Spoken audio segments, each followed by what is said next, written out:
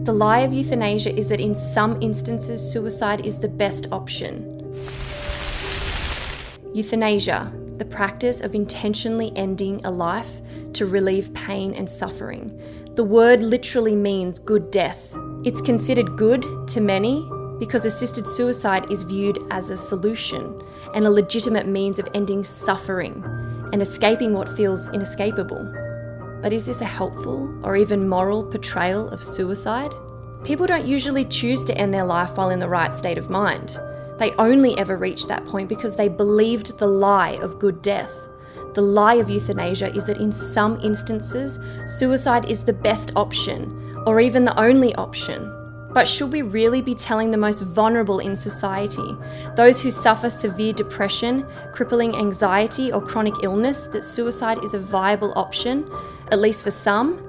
This would have disastrous effects, especially considering the undeniable link between suicide and both mental and physical health.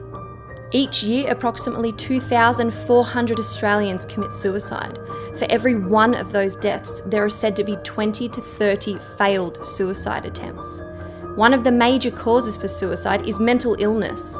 According to suicide.org, up to 90% of people who die by suicide suffer from a mental illness at the time of their deaths. Furthermore, suicide is said to be the leading cause of death for people affected by mental illness. In fact, it is suggested that 1 in 10 people affected by mental illness commit suicide.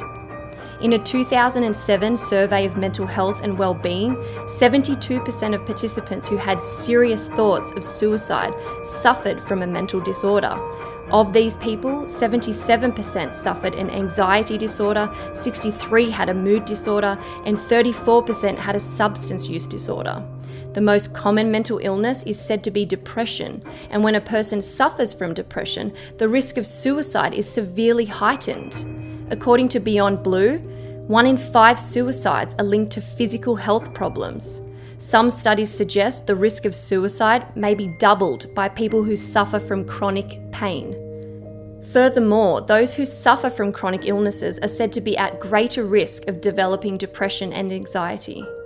Heart disease, prostate cancer, breast cancer, diabetes, arthritis, osteoporosis, asthma, and dementia are all said to increase the risk of developing depression. In fact, rates of depression are said to be 4 times higher among people with chronic pain than people without, and almost 1 in 3 Australian adults with severe pain have higher or very high levels of psychological distress. Death is the final indignity, no matter what form it takes, but the message of assisted suicide suggests otherwise. Euthanasia, the good death, cannot be preached without falsely portraying suicide as a solution for some. The notion that suicide is at times the best option will no doubt have a tragic impact on people who might have otherwise recovered, at least to a point where they no longer wish to take their own lives.